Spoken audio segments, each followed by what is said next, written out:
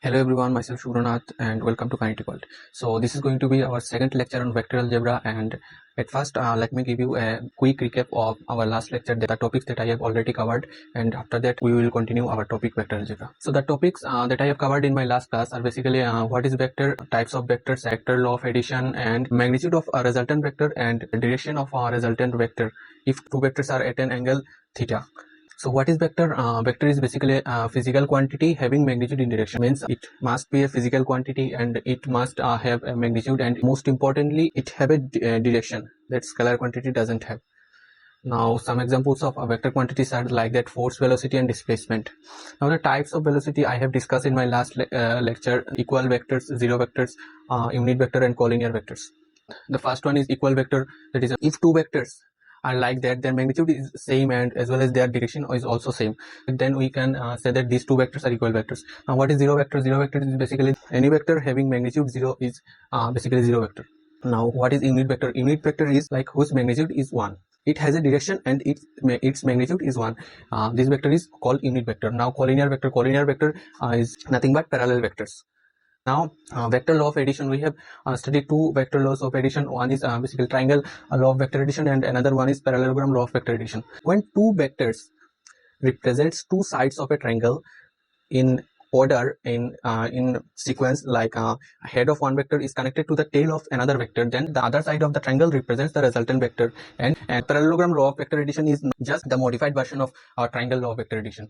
Considering the identity of parallel shifting of vector, we just shift the v vector.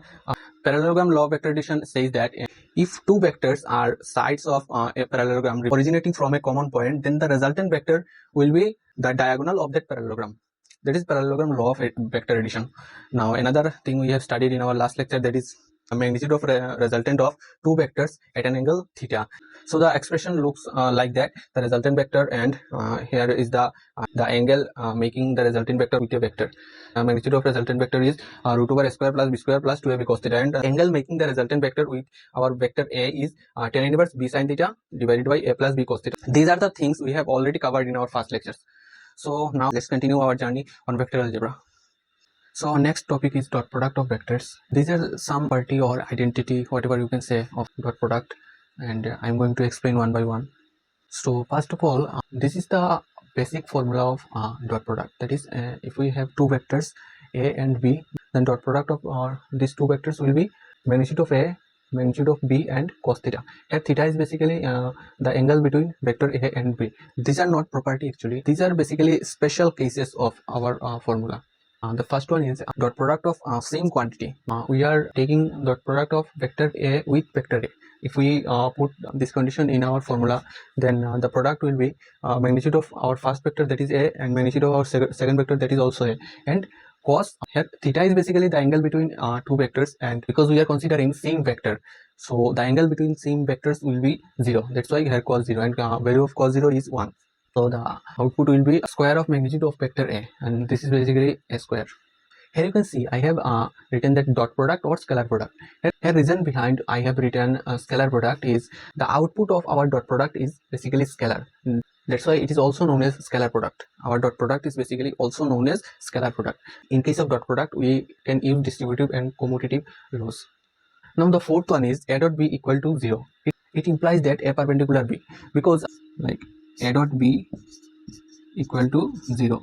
Now what we know is a dot b is basically magnitude of a, magnitude of b and cos theta equal to 0.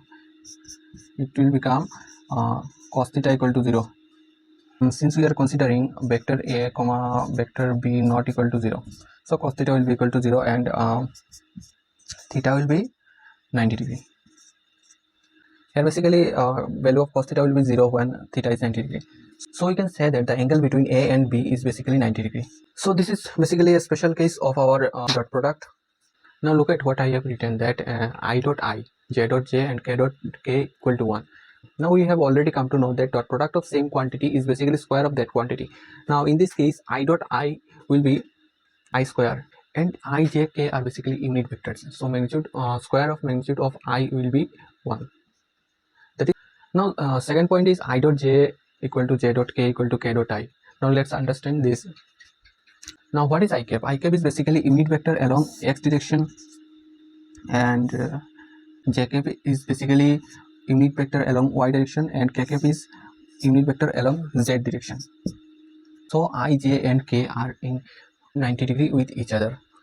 So now if we apply our formula here, like if we consider I dot j, then magnitude of I, magnitude of j, and cos, it will basically 90, and cos 90 is 0. So I dot j will be 0, and same thing will happen in case of j dot k and k dot I. Now the angle between a and b is basically cos inverse of that. You can easily get this formula using this.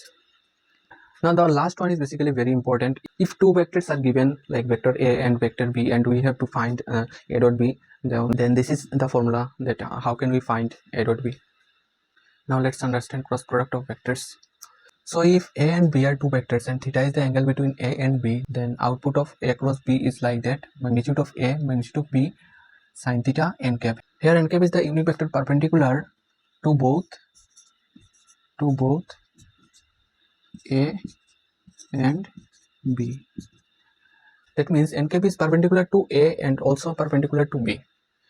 And here you can see I have mentioned that cross product or vector product. The reason behind it, the output of cross product is basically a vector because it has a direction.